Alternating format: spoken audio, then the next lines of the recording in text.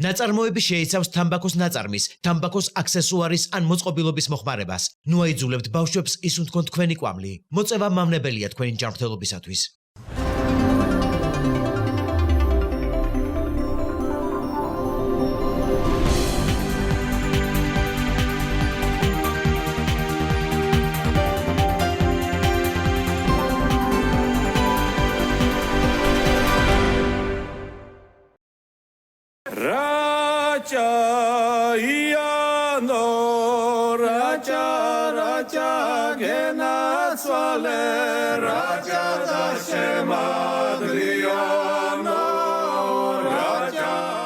როცა აზიდული მთები თეთრ საბანს მოიხურავენ და სუსხიანი ნისლი მოგზაურობას იწყებს, თავი შენ ზღაპრის გმირი გგონია.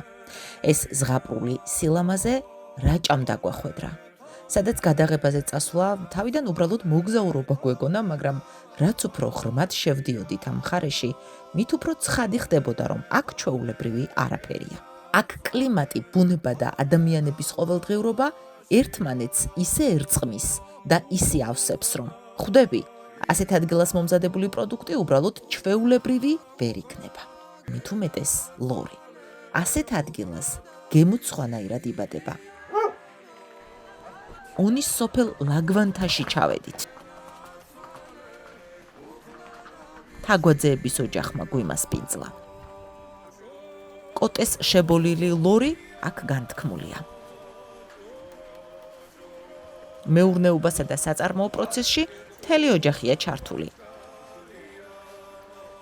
ზოგს ღორების მოვლა პატრონობა აბარია, ზოგი დაკლა დასუფთავებაზე იღებს პასუხისმგებლობას. ცალკე პროცესია ხორცის დაჭრა დამზადება და დამარილება. ბევრი ნიუანსია, რომელსაც ცოდნა სჭირდება და თუ ერთი მაინც გამოგეპარა, ლორის ხარისხიც სათანადო ვეღარ იქნება. გაზრდილია ბუნებრივ პირობებში. რაც ცოტა ხანში ხორცის გემოვნებაზეც აითვისება, რა თქმა უნდა, წვაცროს შევწყვეტ. რაჭული ლორი მზადდება მარტო ზამთრის პერიოდში, როდესაც 0 გრადუსის ქვევით არის, ასე ვთქვათ, მინუსი, რომ აიღოს ხორცმა ის გემოვნური თვისება, რაც ნამდვილად აქვს იმ ბუნებრივი ნაკვებიდან გამომდინარე, რომ ყინვამ გაუვაროს შებოლვის დროს ხორცს და რაც თავარია გამოშლეს კარგად. დასრულებული რაჭული ლორი არც ერთ შემთხვევაში არ უნდა იყოს ნედლი, ასე ვთქვათ, შრალი, ძალიან გამოშრალი უნდა იყოს, რომ ამან დროს გაუძლოს. ანუ რაც თავარია არ უნდა იყოს ღია ფერის ხორცი არ უნდა იყოს. ტყეში ნაზარდი ღორი არასდროს არ გამოდის ღია ფერის. აი რომ გავჭრით ხორცს მე თქვენ თვითონაც შეხედავთ. ეს არის მუცლის ქონი, რომელიც ჩვენ გათქმულ ლობიანს აძლევს იმ გემოვნურ თვისებას, რაც აქვს ხოლმე გამოცხობის დროს. ანუ ამას ლობიოში, ანუ დამუშავება ჭირდება, რა თქმა უნდა, და შემდეგ ლობიოში ურევენ და მე წვება. ეს ასევე პირველ რიგში, ნახეთ, რა ვიდეოში ჩავს თუ არა, არ ვიცი, ორთქლიადის ხორცს. ეს არის პირველი ისეთი მნიშვნელოვანი საქმე, რომ აუცილებლად უნდა იყოს თბილი ხორცი, რომ შემდეგ მარილს რო დავაყრეთ. კი, მარილს კი ვაცხელებთ, მაგრამ თბილი ხორცი უფრო კარგად ითვისებს ამ მარილს და შემდეგ შრობის პერიოდში გაუჯდება ხორცს. ეხლა ეს მხარე, გვაკვლის მხარე შედარებით ნაკლებს ხიმიანია ეს. იდეალური მხარეა ეს, აი ეს შუა მხარე. ასე ვთქვათ, უმზეური ალბათ ექნებათ გაგებული და დანარჩენი გამოყვანაზეა, რაც თავარია კარგად უნდა გამოშლეს და კარგად უნდა გამოვიდეს. ის კვამში და შესაბამისი შეშა უნდა ვიხმაროთ, რომ ყველანაირი შეშა არ შეიძლება ლორის გამოყვანის დროს. და ამინდი აუცილებელია, აუცილებლად ჭირდება შებოლვის დროს, აუცილებლად უნდა იყოს მინუსი. ამას ქვია ეგრეთ წოდებული ფელიკი, ღორის ნახევარ მხარეს ჩვენ რაჭაში, რავი, ასე უძახით. აუცილებელი არის ყველა სახსარი გაიხსნას, რომ მარილი მოეყაროს, რომ ხორცი არ გაფუჭდეს. ანუ ეს თუ არ გაიხსნა, აქ წვენი აქვს თავისებური, აი ნახეთ წებოვანი და აუცილებლად გაფუჭდება, აქ რომ მარილი არ მოხდეს. ნეკზე აქვს აპკი. ეს აპკი უნდა აძურეს, რომ ეს მარილს არ ატარებს და ეს აუცილებლად უნდა აძურეს. არ მუშაობ, ასე რომ ვთქვათ, არ ვაკეთებ შემოტანილ ხორცს. არც რა თქმა უნდა გაყენოს. ეს ყველაფერი არის, რავი, ჩემი აზრით, რაჭული ლორის შეურაცხყოფა, ასე რომ ვთქვათ, იმ ლორს რაჭული ლორი წესით არ უნდა ერქვას, იმიტომ რომ ისეთ გემოვნთვისებას როგორც არ უნდა გამოიყვანო და შებოლო, ხო, იმ გემოვნთვისებას ვერ მიაღებიებ, რასაც ნამდვილი რაჭული ლორი ქვია. აი ამაზე მქონდა წეღან საუბარი, რომ ხორცის ფერი, ახეთ როგორი მუქი ფერია. ეს არის იქნა გამომდინარე, რომ ტყეში გაზრდილია. თან აქ ისეთი მდებარეობა გვაქვს. კი ხედავთ ტყეში წინ სულ წაბლია, უკან მუხა სულ ყოდა. თითქმის სანამ თოვლიან პერიოდში გვიწევს, ხანდახან სახში ჭამა, იმიტომ რომ ეს გარდაუვალია ზამთრის პერიოდში. ხანდახან იმ ხელა თოვლია, რომ ვერ გავუშვებთ ხორცს. თან ცოტა ნადირიც გვაწუხებს და დასრულდა დამუშავება და ახლა წავიდეთ. დავამარილოთ. გამარილება ხდება ხოლმე. კი ბატონო, სხვა ოთახში, დასავარგებელი ოთახში. ამოდანდით.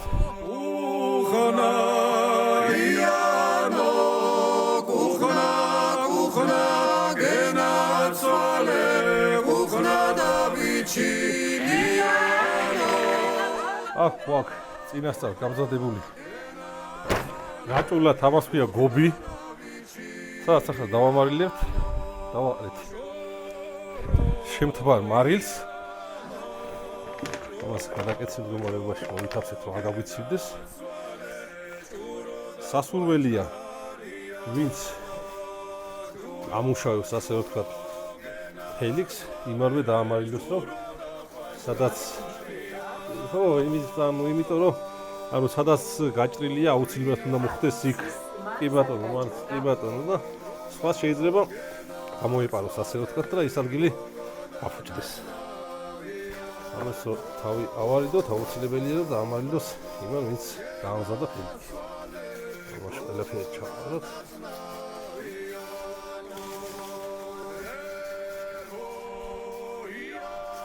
მარილის სულ რომ თბილი იყოს ხორცი, ფეჩზე და შემთხვარი უნდა იყოს ეს მარილი.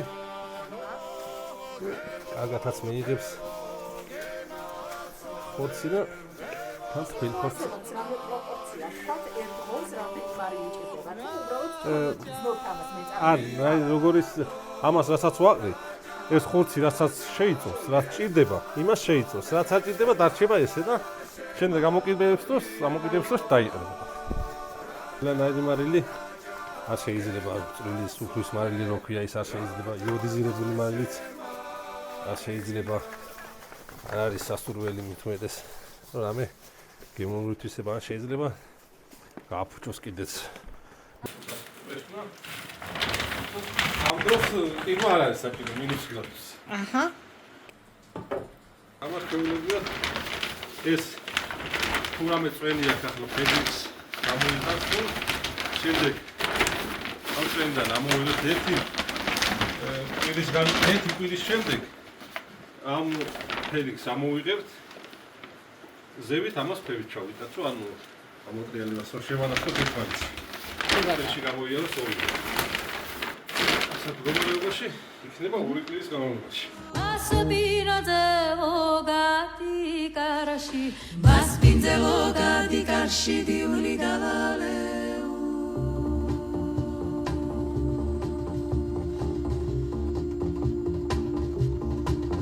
თუ რაჭაში სტუმრად ახლახან ჩახვედით და ეზოში საგანგებოდ მოწყობილი შეფიცრული ოთახიდან ფიცრებს შორის უხვად გამოსული კვამლი დაინახეთ, სახანძროში არ დარეკოთ. ეს დიდი ალბათობით ის ადგილია, სადაც თქვენი საყვარელი ლორი რამდენიმე კვირის განმავლობაში იბოლება. საკმარისია შესაბოლის კარი გამოაღოთ, ისეთი მადი საღმძვრელი სურათი და გვხვდებათ, რომ აღარც ამ კვამლის მძაფრისუნი შეგაწუხებს, ასე ძალიან რომ მწვავს ახლა გადაღებისას თვალებს და მიძნელებს სუნთქვას. როგორც მეწარმე გვეუბნება, შესაბოლად საუკეთესოა ტყემლის და ვაშლის ხისგან, ზოგადად კურკოვნებისგან დამზადებული შეშა.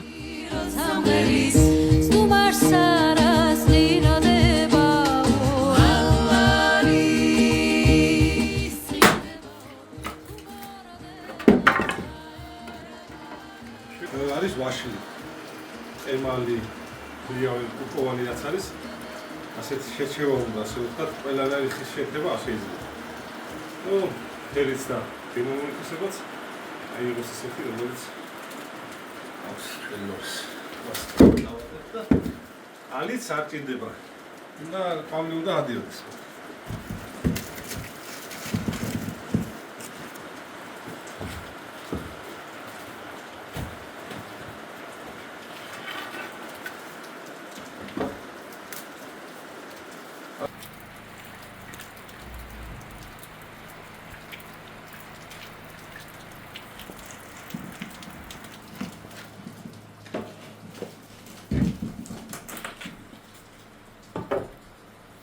ყოველ დილას, როცა შემოდივარ დასათებად, ხასპის ჟურნალში ვიწერ რამდენია გრადუსი და ტემპერატურა. მეწარმის დღიური გაქვთ ესე კი იგი. ბატონო, რომელსაც გაჩვენეთ, რომ ყოველდღიურად რა ტემპერატურა არის, იმის მიხედვით კონტროლდება.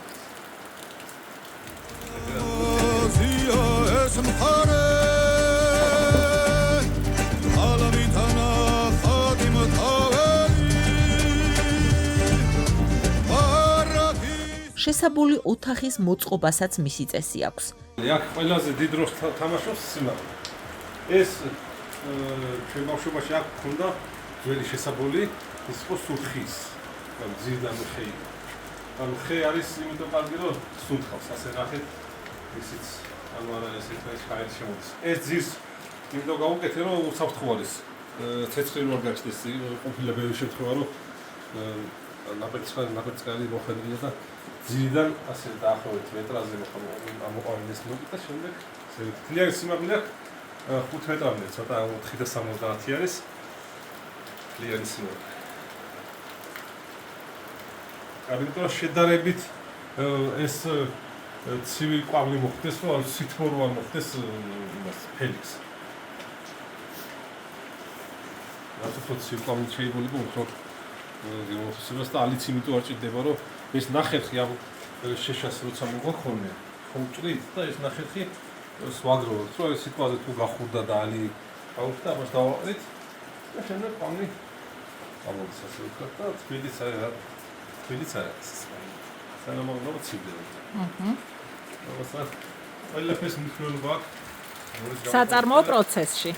ყველაფერი უნდა დავიცვათ რომ რაც თავარია დიდი დრო ჭირდება ზოგს უყურს ხოლმე რამდენი ხანი ახლა პროცესი როცა დავიწყოთ ღორის დაკვირდა და საშუალო თენახევარი 2 თემა ეჭდება ღორის სიდიდეს გააჩნია. დიდ ღორს შედარებით დიდი ხანი ჭირდება, პატარა ღორს შედარებით პატარა და ასე. ამის მიხედვით ვარენდები ასე რომ უცებ ახდება. ამის ეკეთება თავის პროცესი აქვს და დაჩქარებული წესით გამოყვანილ დროს ვეღარ გაუძლებს და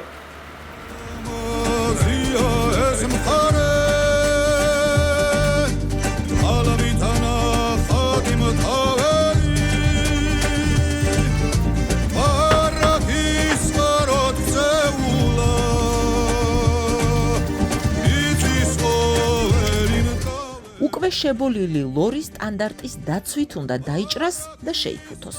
მნიშვნელოვანია ყველა პროცედურა, დაწყებული დანების დეზინფიცირებიდან დამთავრებული ვაკუუმ შეფუთვით. სტანდარტი მოითხოვს მეწარმის ყოველდღიური ჟურნალის წარმოებასაც. ყოველდღიურად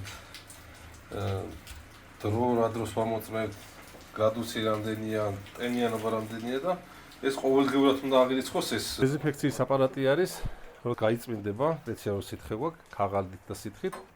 აქ ультраისფერი სხივები დეზინფექციას უტარებს. აქ დროს დაატრიალი, რამდენ ხანსაც გინდათ, 1 საათ, საათნახევარი აქვს მაქსიმუმ. ეს დანადგარები არის თხლად სლაისერი, თხლაჭრის რბილ ხორცს.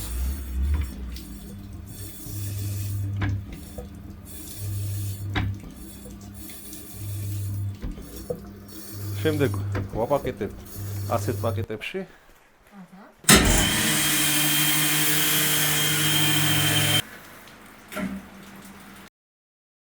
შეგვდება თქო დაუკვირდით ძალიან ღია ფერი, თეთრი ფერის არ უნდა იყოს, რომ გაჭრით ღია ფერის რომ შესაბამისად ნახეთ, ეს არის ბაკლის ხარი. ბაკლის ხარი შედარებით ასეთი მჭრე ხორცი აქვს, ეს შეგვიძლია უმათაც მივირთვათ.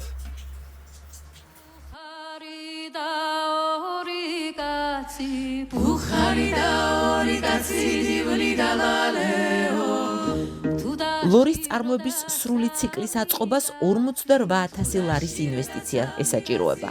მეწარმეებს, რომლებსაც მაღალი სტანდარტის წარმოება დონორული დაფინანსებით აქვთ მოწყობილი, სრული თანხის 35% საკუთარი დანაზოგი ჰქონდათ. დანარჩენი სხვადასხვა პროგრამებით დონორებმა დაუფინანსეს. ზოგს ერთი, ზოგს რამდენიმე დონორი დაეხმარა. კავკასიის ალიანსების პროგრამას კი რაჭაში სულ 33 ასეთი ბენეფიციარი ჰყავს. მათთან გასაუბრებისთვის უნიდან ამბროლაურში გადავედით. ღარში ჯაფარიძეების ოჯახთან მიგვიღო. ამ ფუძეზე, სადაც ახლა ნოდარ ჯაფარიძე გუმასპინძლობს, ლორს რაჭული ტექნოლოგიით რამდენიმე თაობა ბოლავდა. ნოდარი კი ყველაფერს აკეთებს, რომ წინაპრის დატოვებული საგანძური არ დაკარგოს. ცდილობს აგროტურისტული მიმართულებითაც განვითარდეს, რომ მოსულ სტუმარს ადგილობრივი იქნება თუ უცხოელი, ავთენტურ გარემოში შესთავაზოს ადგილობრივი პროდუქციის დაგემოვნება. სანამ შესაბოლში შევედით, ხონე შემოგვეგება. თონის გახურება და იქ პურისა თუ ლობიანის ცხობა ხომ ცალკე ხელოვნებაა და ძალიან უხდება რაჭის ავთენტურ გარემოს. აქ მისულ სტუმარს მთელი საქართველოს გაცნობა შეუძლია. მეწარმეს რაჭული ლორის შელახული იმიჯი ედარდება. გვეუბნება, რომ ბაზარზე მრავლადაა სხვადასხვა რეგიონში წარმოებული ლორი, რომელიც დამზადებულია ინტენსიურ ფერმაში, მოკლე დროში, ან ექსპორტირებული ღორებით, რომლის ხორცი და გემური თვისებები სრულიად განსხვავდება ტყეში ნაკვები ღორის ხორცისგან. არის შემთხვევები, როცა ლორის შებოლვა ხდება 2 ან 3 დღეშიც კი, ხან ერთ კვირაში, რაც ასევე ეწინააღმდეგება ტრადიციული შებოლვის პროცესს, რომელიც სულ მცირე 2 თვე გრძელდება ხოლმე. მეწარმე გვეუბნება, რომ რეგიონული აღნიშვნის წესების დაცვის გვერდისავლა უნდა კონტროლდებოდეს და მკაცრად უნდა ისჯებოდეს. ბარაქა ნამდვილად. სასიკეთოდ მოსული სტუმარი.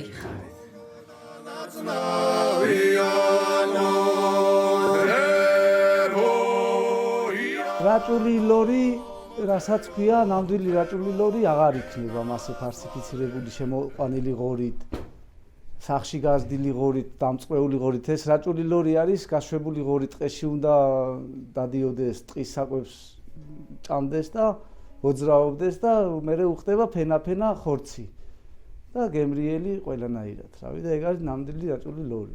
რაჭისთვის ძალიან მნიშვნელოვანია, რაჭა არის ტერიტორიულად მცირე ზომის, ხალხით დაცლილი არის, ეს რაჭული ლორი კარგი იქნება, გლეხს შეუძლია აწარმოოს, ღორი გაზარდოს, აგერ წარმოებლები თქვა ჩვენ ვართ, გამოვიყვანთ ვიჩინას, გაუსაღებთ და ერთი მეორე და ეგ ტურისტი მოდის და ტურიზმისთვის არის საუცილებელი კიდე და ტურისტი სულ რაჭაში ლორს ითხოვს რა, ძირითადად. თბილისშიც ბოლავენ და ყველა მეორე შეუძლია შებოლოს და რაჭული ვიჩინათ ასაღებენ და მაგი არ არის ნამდვილი რაჭული ვიჩინა, ეს უნდა გაკონტროლდეს მაქსიმალურად და ნამდვილი რაჭულ პროდუქციას მივიღებ. ჩვენი მასპინძლის სამარაში სუქიდი და ქეიფია ჩოგრო მოვიარო ჩვენი რაჭადა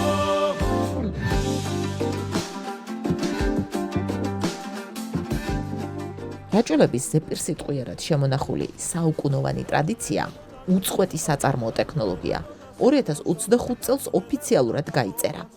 გასული წლის აგვისტოში რაჭული ლორი გეოგრაფიული აღნიშვნის პროდუქტად დარეგისტრირდა.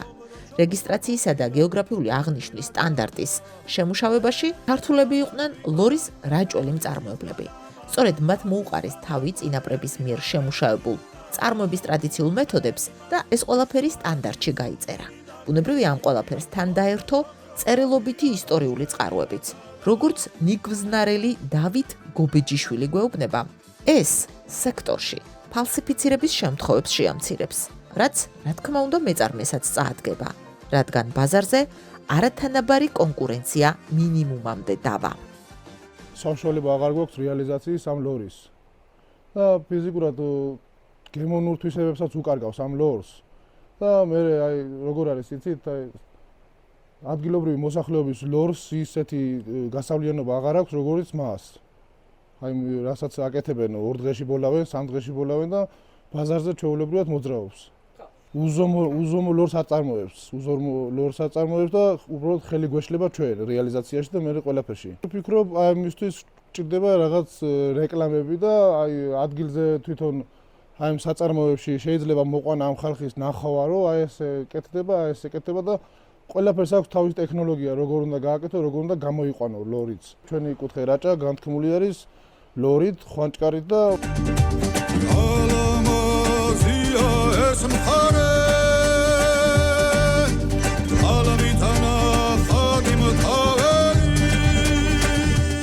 გახსოვდეთ, რაჭული ლორი უნდა დამზადდეს მხოლოდ და მხოლოდ რაჭის რეგიონში, ამბროლაურის და ონის მუნიციპალიტეტებში, ნოემბერი-მარტის პერიოდში. უნდა შეიბოლოს ტყეში ნაკვები ადგილობრივი ღორის ჯიშისგან მიღებული ხორცი. რატომ? იმიტომ რომ ეს ღორები ადაპტირებული არიან ტყეში ცხოვრებასთან, დადიან და მოძრაობენ ბევრს. აქვთ ტყის კვება, ჭამენ ტყის ხილს. ბაშლი იქნება ეს სხალი, რკო, წაბლის ღმარტლი თუ სხვა. ზოგჯერ კვირაობითაც რჩებიან ტყეში. თითქმის მთელი 9 თვე ღორი არის ტყეში. სწორედ ეს განაპირობებს ფენა ხორცისა და ქონის მონაცვლეობას. ბუნებრივი ამ ყველაფერთან ერთად შებოლვის ყველა წესის დაცვაც აუცილებელია. როგორც ღარელი ვასილ გავაშელიშვილი გვეუბნება, ღორის ადგილობრივი ჯიშების მომრავლების ხელშეწყობა და უნიკალური ქართული პროდუქციის წარმოება რეალიზაციის წახალისება რაჭის რეგიონის ეკონომიკურ გამოცოცხლებას ჰაერივით ჭირდება. ადრე იყო ღორი არ იზრდებოდა 80 კილოზე მეტი. ეხლა უკვე ყველა ფიქრობს, რომ დიდი გაიზარდოს. ამას დიდი მნიშვნელობა აქვს, რა თქმა უნდა. რაჭის განვითარებისთვის, ტურისტისთვის არაკეთილცინდისიერად აკეთებენ, ტრადიციულად არ აკეთებენ, არ ამზადებენ ისე როგორც მზადდება. და აწყდები ადამიანი წინააღმდეგობებს, სხვადასხვა ბარიერები იქნება. ჩვენ ნაღდი ნამდვილი რო გავაკეთოთ, ღირებულება არის მაღალი. ფალსიფიცირებული ყოველთვის გვჯობნის და დაბალ ფასში უკეთებს რეალიზაციას.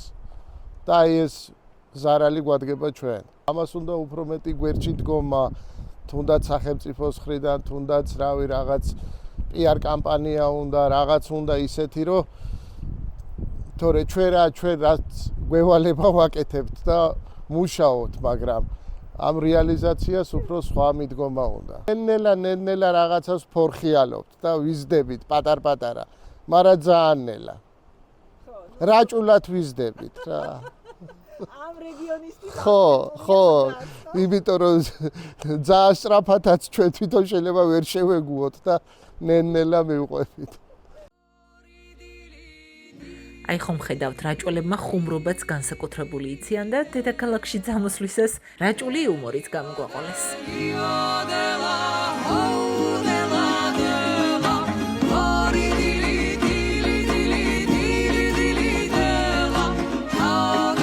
რა რაჭა ან რა საქართველოა, სტუმარს თუ გზა არ დაგვილოცეს და ახლა ობიექტივს ამ გემოების გადმოცემა რომ შეეძლოს, კიდევ ერთხელ დარწმუნდებოდით, რომ ამ გემოების შემქმნელ ხალხს გადაშენება არ უწერია და რომ ზოგადად სოფლის სიძლიერე ქვეყნის საერთო კეთილდღეობის პირდაპირ პროპორციულია.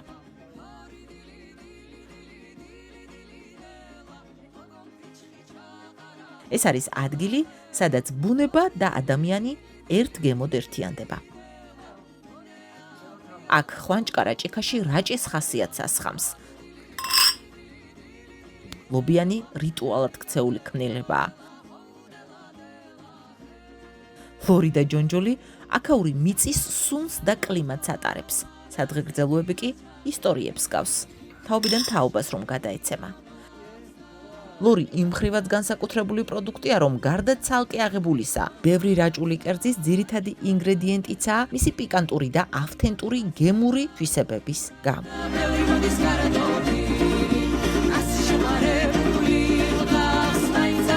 რაჭველი კაცი დინჯია, სიტყვას ნელა და ზუსტად ამბობს. დიასახლისი კი ამ სუფრის მაგიის სწრაფი საქმიანი და შეუცვლელი შემოქმედი. სწორედ ამიტომ რაჭაში გასტროტურიზმი და აგროტურიზმი უბრალოდ მოგზაურობა კი არა, გემოს, ადამიანების და ტრადიციის ერთად აღმოჩენაა. რაჭველებოდა გეიხარეთ რაჭველებოდა სუფრაშალეთ რაჭველებოდა გამოასხეთ ეს გურუგა ბარაკა.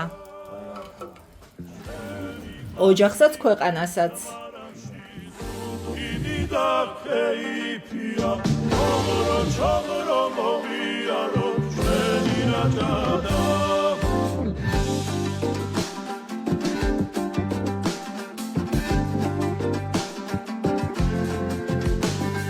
რაჭველებოდა გემიხაროთ რაჭველებოდა სუფრავშალოთ რაჭველებოდა გამოვაცხოთ ეს გურუგადა ჩვენი მასპინძლის მარანში სულხინი და ქეიფია ოღრო ჩოღრო მოვიარო ჩვენი რაჯადა ელეთელმა დაგვიბარა თერავიცით რა დამარა თავისა დაგვანევინა ეს გურუგადა ჩვენი მასპინძლის მარანში სულხინი და ქეიფია ოღრო ჩოღრო მოვიარო ჩვენი რაჯადა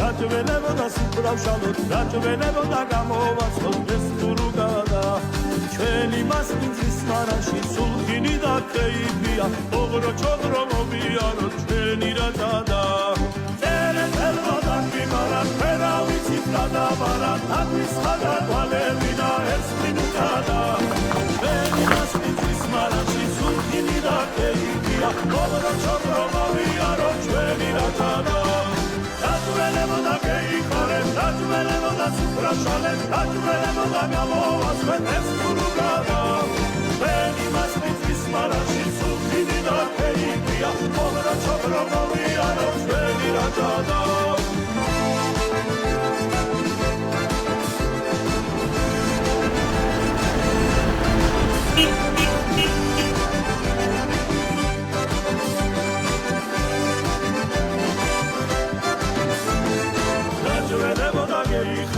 რაჭველებოდა სუფრავშალეთ რაჭველებოდა გამოვაცხეთ ეს გურუგადა ჩვენი მასპინძლის მარანში სულხინი და ქეიფია ოღრო ჩოღრო მოვიარო ჩვენი რაჯადა ელეთელმა დაგვიბარა თერავიცით რა დამარა თავის ხადაგვალევინა ეს გურუგადა ჩვენი მასპინძლის მარანში სულხინი და ქეიფია ოღრო ჩოღრო მოვიარო ჩვენი რაჯადა